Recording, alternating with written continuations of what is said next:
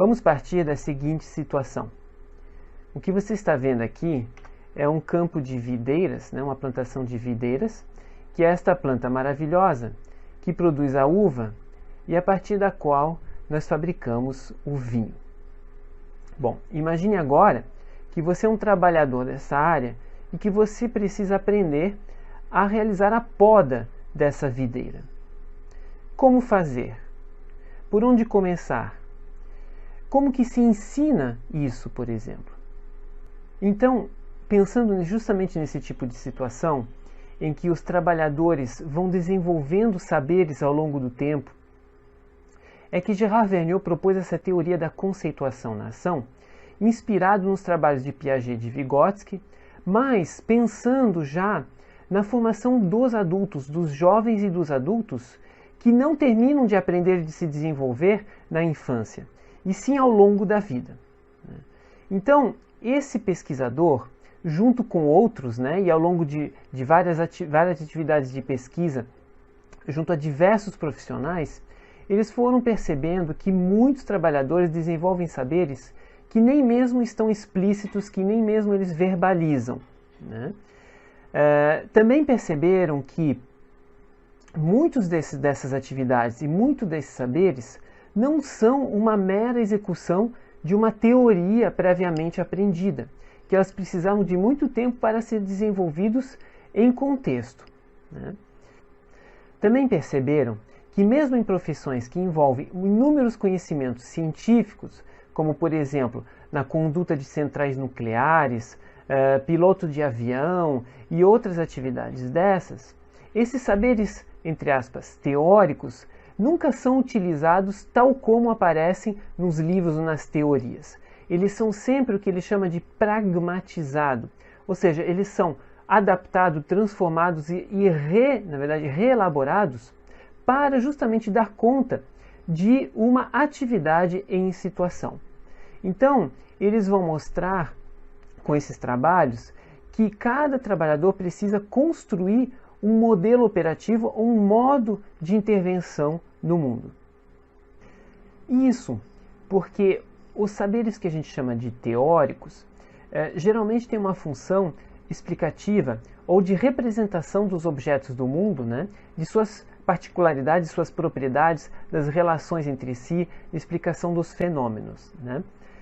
No entanto, eles não dão conta de explicar o que o Vergniaud chama de conhecimento operatório, inclusive que atravessa todos os campos em que é preciso resolver problemas, é preciso realizar uma atividade, algum tipo de ação e, especialmente, é claro, no campo da formação profissional, né? Então, tudo que é invenção, criação, ação, né, está do lado desse conhecimento operatório, né, para este autor. Ao analisar a formação e a aprendizagem desse conhecimento operatório, Vergniaud vai perceber que os trabalhadores e os adultos em geral, eles precisam de organizar a sua ação. Então ele vai recorrer a um conceito de Piaget, que é chamado de esquema, né, para justamente explicar esta organização da nossa ação. Tá? Este conceito de esquema também foi chamado depois na teoria de conceito pragmático, né? Por que conceito pragmático? Justamente porque ele não tem a mesma forma ou mesma característica daqueles conceitos científicos que a gente costuma pensar, né? Que são aqueles termos explicativos de um determinado fenômeno, né? Que compõem uma unidade de uma teoria. Tá? Então, esse esquema ele tem mais a ver justamente com esse modo de organizar uma determinada ação no mundo, tá bom? E como é que se forma esse esquema? Ele se forma justamente no decorrer de uma atividade, de uma experiência, né? E principalmente ao longo, né, de um encontro com diversas situações, né, ou com classes de situações. Essa teoria vai falar em classes de situações justamente para mostrar que existem uma série de situações que têm semelhanças, embora elas também apresentem várias diferenças e várias variações. Tá bom, pessoal? Então, é muito importante essa ideia de esquema nessa teoria, justamente porque ela permite, ao mesmo tempo, pensar a regularidade das situações, das diversas situações, dos modos de ação para resolver aquelas situações, mas também da possibilidade de haver variação, de encontrar o novo, o inesperado, etc. Então, Vergniaud vai perceber que os esquemas se formam ou ganham corpo à medida em que a gente vai desenvolvendo alguns elementos característicos da ação que tem êxito, né?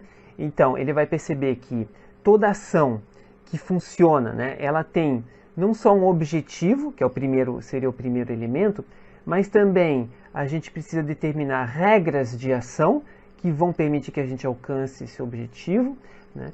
Mas fundamentalmente também uma busca de informações. Essa busca de informações ela é muito importante. A gente vê, por exemplo, no exemplo da poda da videira, que eu vou precisar tomar uma série de informações a respeito da saúde do pé, do tamanho dos galhos, por exemplo, de como estão se desenvolvendo os cachos, etc., para poder tomar a decisão de como que eu vou realizar aquela poda, né? Então isso vai permitir, essa tomada de informações, ela vai permitir que eu controle a minha ação. Isso acontece em todas as profissões. Pensem, por exemplo, no professor que está olhando para os seus alunos, para a sua turma, por exemplo, e que vai tomar informações para poder controlar a sua ação. Vai perceber se a turma está reagindo ou não está reagindo, né? Isso pode ser na educação à distância também, pelas reações, pelo chat, enfim, pelas manifestações dos estudantes, pelo modo como eles desenvolvem suas atividades, etc. Tá bom?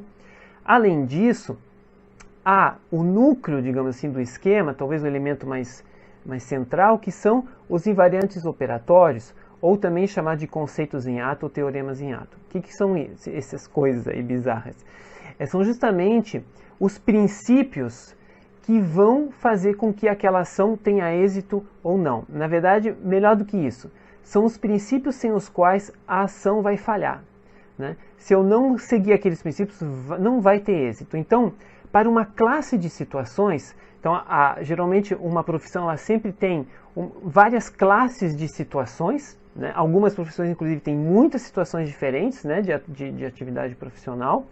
Para uma determinada classe de situações, então, esses invariantes operatórios, eles não têm como ser contornados, tá bom? Tem alguns exemplos ali no material didático e a gente vai falar de um logo em seguida. Além disso, um outro elemento são essas possibilidades de inferência. O que são as possibilidades de inferências? São justamente, digamos assim, o conhecimento que eu vou retirar dessa aprendizagem em situação, que é o seguinte: a partir de tudo aquilo ali que eu vi, por exemplo, as regras de ação, as informações de controle, os invariantes operatórios, eu começo a conseguir fazer algumas inferências, que são o seguinte: será que para um determinado outro tipo de galho, outro tipo de pé, eu posso fazer da mesma maneira, eu posso agir daquela mesma maneira, né? Será, agora na situação de um professor, por exemplo, será que com um aluno com uma característica diferente, será que eu vou poder também agir da mesma maneira? Então isso, à medida em que a gente vai se confrontando com uma diversidade de situações e uma diversidade, né, de parâmetros diferentes, essas possibilidades de inferência elas vão crescer, elas vão aumentar e a gente vai conseguir também aumentar o nível de generalização desse nosso saber, tá bom? Observe agora a fala deste engenheiro. Uma ação simples que às vezes pode até parecer sem importância, mas que é fundamental, indispensável para muitas espécies de frutíferas. No caso da poda da videira, que é o que vamos destacar a seguir, essa técnica é considerada decisiva, já que regulariza a produção e melhora a qualidade dos frutos. Assim, todos os anos, com a chegada do frio, quando as plantas começam a diminuir sua atividade fisiológica, é hora de fazer uso da tesoura. Antes da prática no campo, saiba as funções mais importantes da poda de inverno da videira: equilibrar a área vegetativa e produtiva, distribuir os ramos e a produção na planta, evitar a sobreposição dos ramos, produzir frutos de maior tamanho e de maneira uniforme, evitar o distanciamento do tronco, além de evitar o sombreamento da uva, melhorando a cor nas viníferas tintas o teor de açúcar e diminuindo ainda a incidência de doenças. A partir de agora, confira então um passo a passo da poda da videira, tendo à frente 2 agrônomos da EPAGRE que explicam os detalhes de todo o processo. Esse sistema que nós estamos vendo na casa do produtor, na propriedade dele, é um sistema que a gente chama de latada ou pérgola. Então toda a produção é distribuída na forma horizontal do terreno. Então o produtor trabalha numa haste principal, leva até esse primeiro arame, dele vai distribuindo a produção em ramos principais e vai fazendo a condição nos ramos laterais. A gente observa que a importância da poda, ele fazer um equilíbrio dessa parte que vai brotar, a parte vegetativa, com a parte produtiva, que são os cachos da videira. Então ele vai ter que fazer esse equilíbrio de uma forma que a gente produza uma fruta de qualidade, com uma fruta com um bom teor de açúcar, com uma boa coloração nas uvas tintas, e que ele possa manejar adequadamente, inclusive fazendo o controle fitossanitário, controle das doenças. Se ele deixar tudo sem essa orientação através da poda, do amarrio dos ramos, a planta fica totalmente desordenada, ele não tem mais o controle sobre ela. Um outro fator também que altera bastante a forma de podar. Agora vejam que interessante que este engenheiro ele usa a palavra equilíbrio, que é justamente um conceito pragmático que a gente cita no material didático, no exemplo que a gente coloca sobre a poda da videira, justamente, né? Então, é interessante ver que para poder manter o equilíbrio entre a produtividade e a saúde, entre a qualidade da uva e a quantidade, né? Então, esse conceito de equilíbrio ele vai organizar a ação do trabalhador.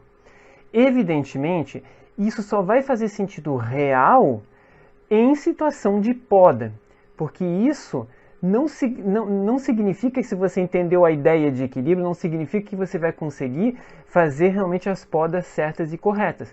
Então, é um conjunto, né? Ele faz parte de um conjunto dessa situação, dessa estrutura conceitual da situação, que vai fazer sentido realmente em situação real, ok? Agora, é por isso também que se insiste muito nessa teoria, que depois essa teoria ela vai ser retomada por vários outros pesquisadores e didáticos também, na didática profissional francesa, por exemplo, que a gente vai trabalhar um pouquinho mais à frente no curso, né?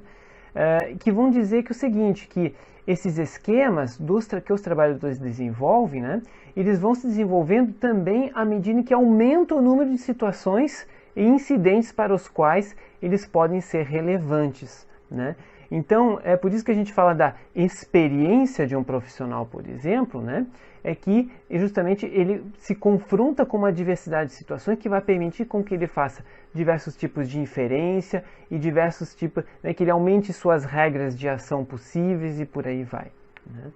Então, a partir disso a gente pode pensar que eles podem produzir mais do que um conjunto de procedimentos, né? Ou seja, vários conjuntos de procedimentos diferentes, né? Na medida em que abrem a possibilidade de enfrentar situações novas e desconhecidas.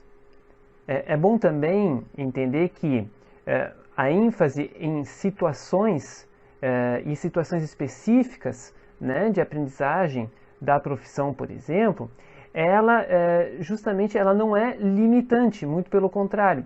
É a partir dela que a gente pode abrir o caminho para formas de teorização, ou melhor, de generalização desses saberes desenvolvidos, das propriedades das situações, da relação entre essas situações e essas propriedades das situações, e até para contextualizar melhor eventuais saberes teóricos que eu tenha visto antes, digamos assim, de se confrontar com a situação, né? Isso envolve também a interação com as pessoas, né? A relação com elas, com os sistemas com os quais a gente se depara, com as ferramentas, os objetos encontrados, etc. Não vamos esquecer que as ferramentas, equipamentos, máquinas, etc., também são um aspecto muito importante das profissões, e aqui elas têm uma lógica de funcionamento que é muito particular e muito própria, e que o trabalhador também precisa se apropriar disso, tá bom? Para resumir, então, a ideia dessa teoria, em qualquer situação, mas ainda mais valendo na educação profissional, né, a aprendizagem ela tende a ocorrer mais quando há atividade por parte do aprendiz, e essa atividade ela pode dar lugar à formação desses esquemas, né, desses conceitos pragmáticos, na medida em que esse aprendiz se defronta com situações, né, e essas situações elas possuem uma estrutura conceitual particular, tá bom? É óbvio que essa estrutura conceitual ela pode se repetir em diversas situações, por isso, repito, a gente fala em classes de situações, né? Agora, o interessante das situações é que elas permitem também ao sujeito experimentar as suas múltiplas dimensões, tá bom? Além daqueles objetivos, tarefas, etc., você vai experimentar os problemas, mas também os recursos disponíveis naquela situação, tá bom? Além do que, cada situação ela coloca em cena e de uma forma significativa os perigos que se corre ali, né? Os valores que estão embutidos, né? Os valores profissionais, valores éticos, pessoais, humanos, etc., que estão envolvidos nela. Mas principalmente, é em situação, né? E por meio da atividade que o sujeito tende a construir um sentido e a dar sentido aos saberes, né? Além de desenvolver os saberes, de lhes dar sentido, que é uma das coisas mais importantes. Nisso que a gente poderia chamar de uma pedagogia das situações, então, que se desenvolve quando um ator, né, se defronta com situações e seus problemas, né, a gente precisa lembrar que essas situações elas não são estáticas, né? Elas são vivas, elas possuem elementos temporais, experienciais. A gente viu, por exemplo, no exemplo da videira, né, que uma poda hoje vai ter efeitos daqui a 6 meses, por exemplo, sobre o crescimento da árvore, da uva, etc. O mesmo vale para inúmeras outras situações da nossa vida e situações profissionais. Inclusive, como professor, a gente percebe isso também, né? Agora, por que as situações também são importantes e elas ensinam muito? Porque nas situações, né, o sujeito ganha uma resposta. Então, a situação ela responde ao aprendiz, tá bom? Ela traz respostas dos outros atores, das ferramentas e dos próprios saberes ou valores encontrados nelas, né? E também nelas se podem construir novos problemas e novas questões. Então é por isso mesmo que a gente fala numa pedagogia das situações, porque essas situações elas são realmente extremamente educativas. Essas respostas elas podem então permitir, né, que o aprendiz ele reforce ou amplie o modelo operativo, né, que ele está elaborando, ou que ele simplesmente altere essa conceituação, né, diante, por exemplo, de uma resposta inesperada, né? Bom, e à medida que isso vai acontecendo, é possível que ele generalize também aquela aprendizagem e o professor pode justamente auxiliá-lo nessa generalização e nessa tomada de consciência do valor desse saber, da possibilidade de estender isso a outras situações ou não, de trazer uma reflexão acerca das dimensões éticas, estéticas, políticas, por exemplo, daquelas situações e por aí vai. Vamos terminar com um pequeno trecho do Gérard Vergniaud, tá bom? No princípio, não era o verbo, menos ainda a teoria. No princípio está a ação, ou melhor, a atividade adaptativa de um ser em seu ambiente. É pela ação que começa o pensamento. Mais exatamente e mais completamente pela ação, pela tomada de informações sobre o ambiente, o controle dos efeitos da ação e a revisão eventual da organização da conduta escolhida. Um abraço.